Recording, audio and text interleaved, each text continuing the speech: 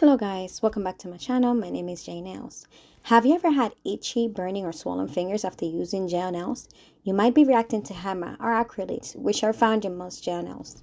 Today, I'm going to show you how to safely use these products, avoid skin contact, and protect yourself, even if you don't have access to hypoallergenic products. Now, before we get started with the video, please do not forget to press on the like, subscribe, and share button, and also press on the notification bell so that way you can stay notified when I upload another video like this one. Now, let's get started. In this video, I'm going to show you how to safely use nail gels with HEMA or acrylates. If you ever experience any of the allergic reactions that I spoke about, itching, swelling, or burning from gel nails, this video is for you. I'm going to teach you the exact steps to avoid HEMA contact with HEMA and acrylates, how to clean the spills safely, and how to protect your skin while still enjoying the DIY or the professional nail services when you go to the store, the salon, or the spas. What you will learn in this video are the following steps: how to avoid gel contact with the skin, the safest way to wipe and clean with isopropyl alcohol, and why you cannot clean with acetone instead of alcohol, because they're not the same.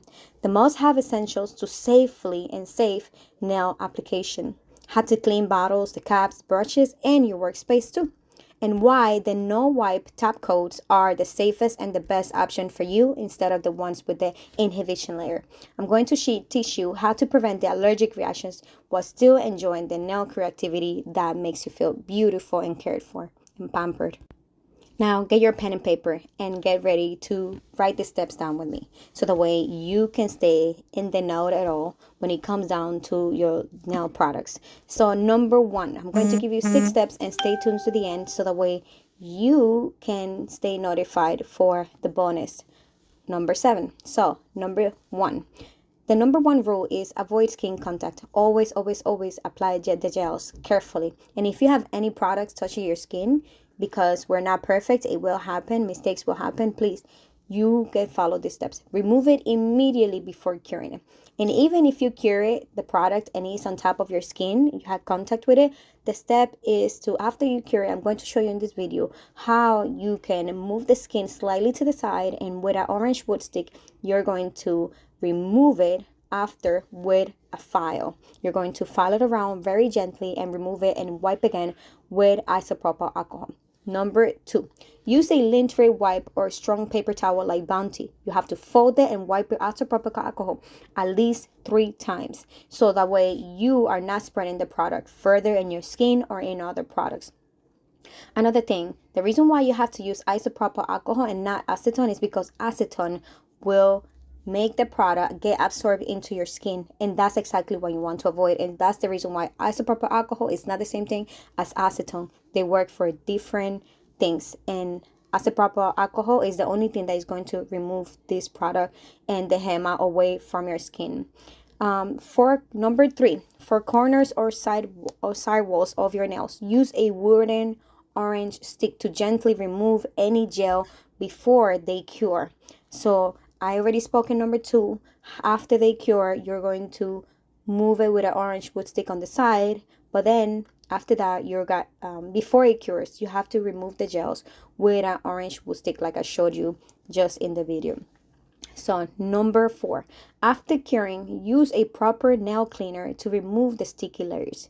Unless you're using a no wipe top coat, which cures dry and saves you that extra step. And that's why it's best to use a no wipe top coat, because it saves you the step of having to remove the sticky layer after you clean them.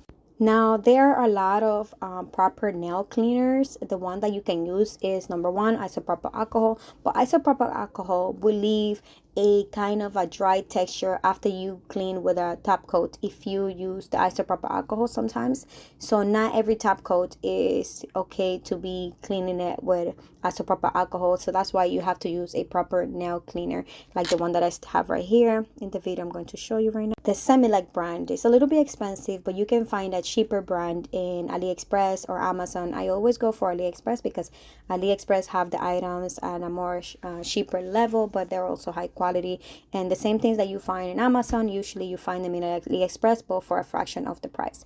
Now we're heading to number 5. Always keep your bottles, your brushes, and your caps clean. Wipe them with isopropyl alcohol after every service to prevent the sticky buildup. This doesn't mean that you are going to a service to have it done for you, but sometimes you may go to a spa, to a salon, or a walk-in salon, or even do it yourself. So you have to wipe them with alcohol after every time that you use them on yourself or to do somebody else. And so this is what will prevent yourself from spreading things to other products as you are touching things around. So now we're getting to number 6. If your hands or tools feel sticky, clean them right away. Sticky residue spreads easily to the tables, to the tools, and other products that you have around you, and that's why the reaction continues. Sometimes you may do your nails and you feel something sticky in your fingers. That is the HEMA and the acrylites spreading because the products that you use, they have them. So that's why you have to use the wipes and clean everything. And after you clean them, you have to get rid of these wipes or bounty pieces of paper. The way that I use it is I take a bounty that is maybe used in the kitchen. I take some papers and I use it for myself. And here I do not use the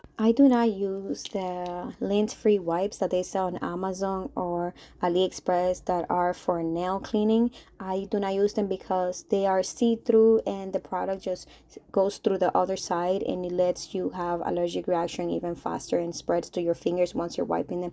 That's the reason why I'm saying using Bounty or other Bounty product that feels very tough and strong. That's the only way that you're going to avoid the product going through the wipes as you're wiping your fingers. As you can see right there in the video, I'm going to show you how I turn off the paper around, and I try my best to not have contact with the paper with my own skin. That's exactly what you have to avoid, so that way you can continue to use your product safely and not have to buy the hypoallergenic ones if you don't have the money at the moment, if you don't have the budget, because they are a little bit in the pricier side. Now this one is the bonus one, number 7. Lastly, always clean your workspace, the tools again, and even the bottles, so you don't carry allergens into your skin later on. So after you're done with the products, with the service, what you're done to yourself, you have to wipe again all your surfaces and all your fingers, and wipe them again with another Bounty piece of paper that is clean, and you're going to turn it around and keep wiping them. And yes, so that way you avoid the allergic products later to get you sick. So guys, these steps may feel tedious, but they are worth it. Whether you're a nail tech or doing the DIY at home, practicing the safest habits protects your skin, your nails, and your creativity. Even if you cannot afford the expensive hypoallergenic products, like I can't, to be honest, I don't have most of them, I have some. These precautions will help you keep you enjoying the nail art safely. And don't forget to don't give up on your nails, and you just need the right method to continue to do your nails.